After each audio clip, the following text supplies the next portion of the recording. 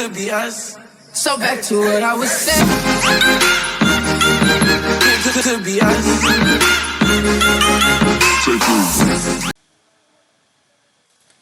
Hello, my name is Bakhamya. Pick the Ganda, the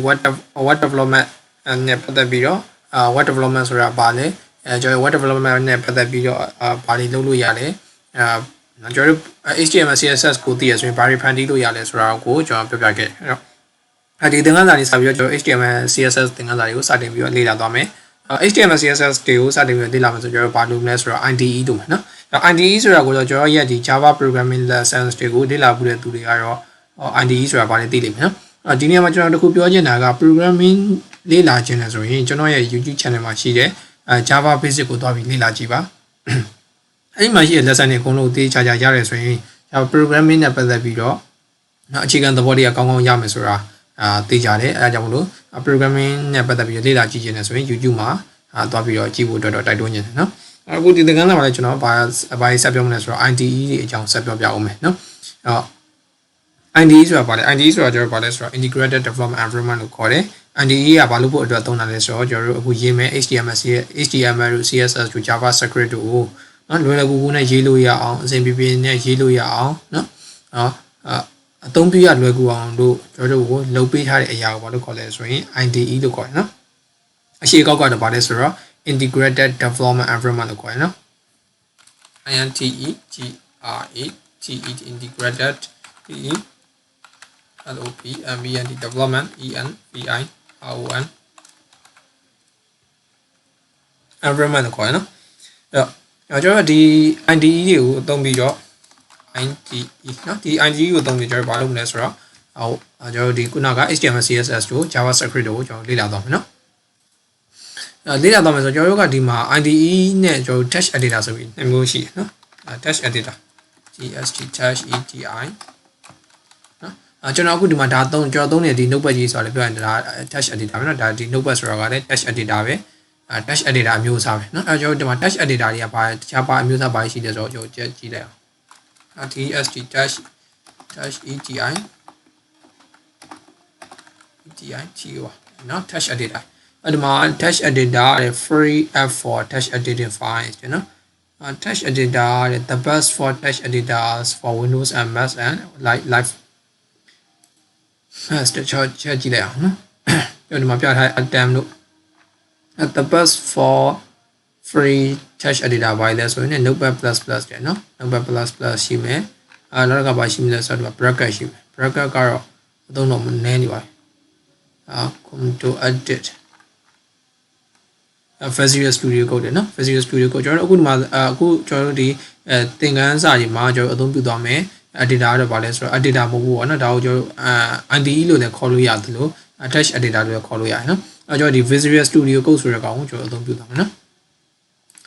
လူသုံးများရဲ့ text editor ဘာရှိလဲဆိုတော့ကျွန်တော်ဒီမှာဒီ sublime text တို့ပါဆိုသုံးတယ်ပြီးတော့ vim တို့ပါလည်းသုံးလို့ရ atom လည်းသုံးလို့ရတယ်နော်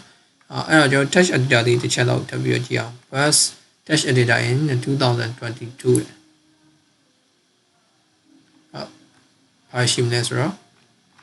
ဒီမှာခုနကကြည့်ခဲ့တယ်subline tag ရှိမယ်နော် subline tag ရှိမယ်သူ့ရဲ့ site ထဲကိုချက်တော့ဝင်ကြည့်အောင်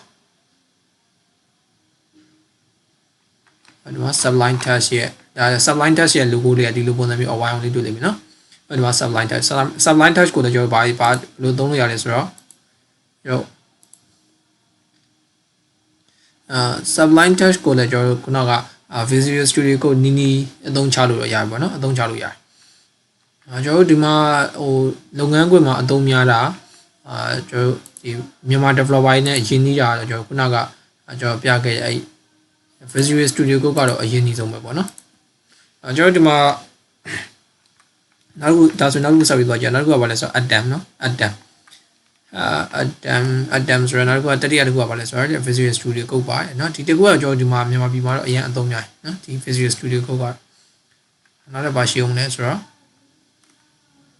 မှာ bracket နော် number 4ပြောက်ပါ number 4 upper ဆိုတယ်ကျွန်တော်ဒီ text editor ဆိုကျွန်တော်မသုံးဘူးbracket ကတော့အရင်နာမည်ရှိတယ်နော်အခုတော့အသုံးနေသွားအသုံးနေဆိုတော့ဒီကျွန်တော် local မှာတော့အသုံးနေသွား notepad++ ကတော့ကျွန်တော်ကတော့ဒီစာရီမှတ်ချင်သုံးတယ်ဒီကောင်ကဟိုကွန်ပျူတာတွေပြောင်းနေဆိုရင်ကျွန်တော်တို့ရဲ့ account တွေကိုမှတ်ထားပေးပြီးတော့ အဲဒီပထမကွန်ပျူတာကစာတွေကိုသူကဒီနောက်ထပ်ကွန်ပျူတာမှာလာပြီးတော့ဖော်ပြပေးအဲ့တခုအားသာချက်ရှိတယ်ဒီ Notepad Plus ကနော် Notepad Plus ကနောက်တစ်ခါဒါ Notepad Plus နောက်တစ်ခါ Vim နဲ့နော် Vim ရှိမယ် text editor တွေနော်ဒီမှာပြီးတော့ BB edit နော် Ultra edit text editor နော်ကျွန်တော် text editor အများကြီးရှိအဲ့ဒီထဲမှာကျွန်တော်ဘာလို့ပဲသုံးသွားမလဲဆိုတော့ကျွန်တော်ခုနကVisual Studio Code တတိယမြောက်ဖြစ်တဲ့ဒီ Visual Studio Code ဆိုတာကိုသုံးမယ်နော်ကျွန်တော်အဲ့ဒါဆိုရင်ဘာသုံးလဲဆိုတော့ဒီကနေပြီးတော့Physics site ဆိုပြီးတော့သွားလိုက်ရဆိုရင်သူရဲ့ Visual Studio Code ရှိတယ်သူရဲ့ website ထဲရောက်သွားပြီနော်ဒီမှာ code.visualstudio.com ဆိုပြီးတော့ရောက်သွားပြီနော် code.visual.com ဆိုပြီးတော့ရောက်သွားပြီဒါဆိုရောဒီ Visual Studio Code နဲ့ကျွန်တော်ဘာလုပ်လို့ရလဲဆိုတော့ကျွန်တော်ဒီမှာမြင်ရတဲ့အတိုင်းပဲဒီမှာ Vue.js တို့ပါဒီမှာကျွန်တော်လုပ်လို့ရအများကြီးပဲပေါ့နော်ဒီ Visual Studio Code ကိုသုံးပြီးတော့ကျွန်တော်ဒီမှာ extensible and customizable လုပ်လို့ရပါတယ်နော်နောက်တစ်ခါ deploy with the confidence and ease ကျွန်တော်ဒါကဘာလို့လဲဆိုတော့ဒါ download လုပ်တဲ့နေရာနော်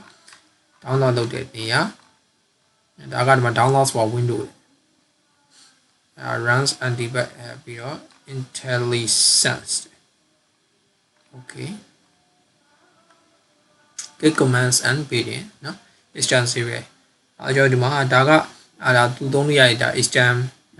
extension တွေပေါ့နော်ဒါသူနဲ့ပတ်သက်ပြီးတော့လှုပ်ဆောင်လို့ပတ်သက်ဆက်နွယ်ပြီးလှုပ်ဆောင်လို့ရတဲ့ extension တွေနော်ကျွန်တော်ဒီမှာဆိုဒီမှာ animation လေးတွေခုံနေတယ်ပေါ့နော်ဒါတွေကိုကျွန်တော်ဗာနဲ့ဖန်တီးပြလဲဆိုတော့ JavaScript တို့ CSS တို့နဲ့ဖန်တီးလို့ရတယ်နော်အဲ့ဒါဆိုရင်ကျွန်တော်ဒီမှာဒီကောင်လေးကို download လုပ်ခင်ဒီနေရာလေးကိုကျွန်တော်ရှာတာမှာလွယ်လွယ်ကူကူပဲရှာလို့ရတယ်ဘယ်လိုရှာအောင်လဲဆိုတော့ code.visualstudio.com လို့ရှာလို့ရတယ်ဒါမှမဟုတ်ရင်ကျွန်တော်ဒီမှာနောက်တစ်နည်းနဲ့ visual visual studio code down အဲ့လို download လို့ရှာမှာနော်ကျွန်တော်ဒီမှာ Visual Studio ဆိုတဲ့ C# programming ကိုရေးတဲ့ ID တခုရှိတယ်အဲ့ဒီကောင်လေးနဲ့မှားနေမှာဆိုတော့ကျွန်တော်ဒီကောင်ရဲ့ logo လေးကဒီအပြာရောင်လေးပေါ့နော်ဒီဟာလေးပို့ပြီးသိတာရယ်နော်ကျွန်တော်ဒီ Visual Studio အနောက်က code ဆိုတဲ့စာလုံးလေးပါအောင်ထည့်ပြီးတော့မှကျွန်တော်ရှာမယ်နော်အဲ့ဒါခေါ်ချလိုက်ကျွန်တော်ဒီလိုမျိုးတွေ့လိမ့်မယ် download Visual Studio Code တဲ့နော်ဒီလိုမျိုးတွေ့လိမ့်မယ်အဲ့တော့ကျွန်တော်ဒီမှာသူ့ရဲ့ download နေရာကိုတက်ပြီးရောက်သွားလိမ့်မယ်နော်ကျွန်တော်ခုနကဒါနဲ့အတူတူပါပဲဘာမှတော့မကွဲပါဘူးနော်အတူရောက်သွားဒီလိုနေရာမျိုးကိုတက်ပြီးရောက်နော်ဒီနေရာကိုတက်ပြီးရောက်သွား Visual Studio Code နော် Visual Studio Code ထဲက download ကျွန်တော်ဒီထဲမှာလာပြီးတော့လေ +/ ခံပြီးတော့ TOWN ဒီ download လို့ရှာလဲ TO ပဲရောက်မှာနော်ကျွန်တော်ဒီမှာ TO ပဲရောက်တာနော် Visual Studio Code ထဲက download လေးကိုရှာနေဒါပဲရောက်တယ်ကျွန်တော်အခုအသုံးပြုမှာပါလဲဆိုတော့ Visual Studio Code ဆိုရဲဒီ ID လေးကိုစတင်ပြီးတော့အသုံးပြုပါနော်ကျွန်တော်ဒါကပြောရရင်ပါလဲဆိုတော့ application ပေါ့ application သဘောပါပဲနော် application တစ်ခုပဲဘာ application လဲဆိုတော့ desktop application ပေါ့နော်desktop application မှာဘယ်သူတွေသုံးတဲ့ application လဲဆိုတော့ developer တွေသုံးတဲ့ application အဲ့ဒီဟာကိုအသုံးချပြီးတော့ကျွန်တော်ဘာလုပ်မလဲဆိုတော့ကျွန်တော်ရဲ့ဒီ website တွေကိုဖန်တီးသွားမယ်နော်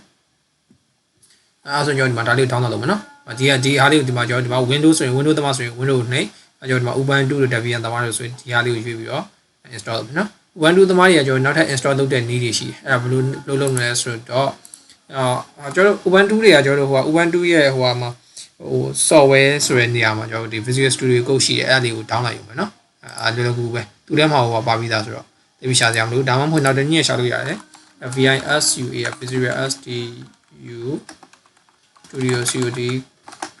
Visual Studio Code and STLATM installation on Ubuntu ဆိုပြီးတော့ရှာလိုက်လို့ရတယ်နော်download Visual Studio Code ကျွန်တော် how to install Visual Studio Code Ubuntu ဆိုပြီးတော့ကျွန်တော်ဒီမှာဒီနှစ်ခုကို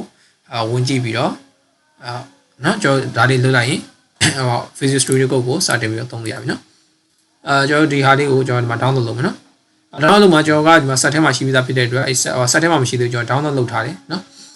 download လုပ်ထားတဲ့ဟာလေးကိုကျွန်တော်တော့ပြီးဖွင့်လိုက်နော်ဒါလေး download လုပ်တယ်ဆိုဘယ်ရောက်သွားမလဲဆိုတော့ကျွန်တော်ရဲ့ computer ထဲမှာရှိတယ်ဒီ computer ထဲမှာရှိတယ်ဒီ download ဆိုတဲ့ folder လေးထဲမှာတွေ့လိမ့်မယ်နော်ကျွန်တော်ကတော့ file folder location ရွှေ့ထားတာဖြစ်တဲ့အတွက်ကျွန်တော်ရဲ့ဒီထဲက download ထဲမှာရှိတယ်နော်ကျွန်တော်ဒီမှာVisual Studio Code set ရှိရဆိုတော့ကျွန်တော်ဒါလေးကို set လုပ်လိုက်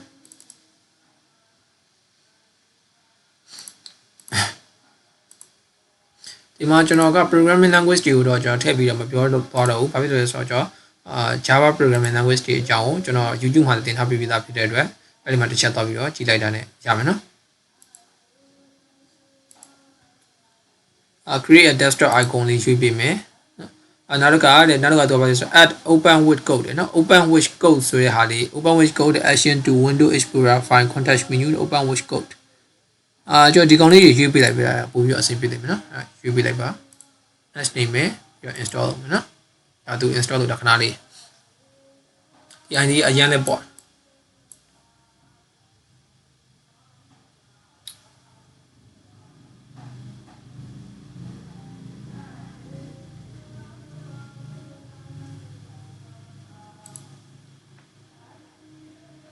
ဒါဆိုရင်ကျွန်တော် finish ပြီးသွားပြီเนาะ finish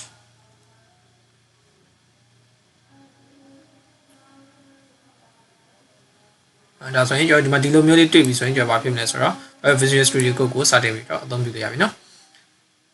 အဲ့တော့ကျွန်တော်ဒီမှာဒါလေးကိုခဏပေးထားမယ်ဒါလေးကိုဒီမှာ sense to from ဆိုရင် to and from other device တွေเนาะဒါလေးကျွန်တော်မလုပ်တော့ဘဲနဲ့ကျွန်တော်ဒါလေးတွေကိုကျွန်တော်ပိတ်ချလိုက်မယ်เนาะပိတ်ချပြီးတော့ဒီလိုမျိုးဖွင့်ချလိုက်မယ်เนาะဒါမှမဟုတ်ကျွန်တော်ဒီ application တစ်ခုလုံးပိတ်ချလိုက်ပိတ်ချပြီးတော့ဒါလေးကိုခဏဖြတ်မယ်ဖြတ်ပြီးတော့ဒီလိုမျိုးလေးခဏလုပ်လိုက်နော်ကျွန်တော်ခုနကဒါကြီးပိတ်ချလိုက်တာဖြစ်တဲ့တော့ဘာဖြစ်တယ်ဘယ်မှာအခုဘာဖြစ်သွားမလဲဆိုတော့အပိတ်သွားမယ်နော်ပိတ်သွားမယ်ပေါ့နော်အပိတ်သွားကျွန်တော်ဒီမှာ Visual Studio Code ဆိုတဲ့ဒါလေးတွေ့လိမ့်မယ်နော်ဒီမှာဒီလို application တွေတွေ့လိမ့်မယ်အဲ့ဒါလေးကိုကျွန်တော်ဖွင့်လိုက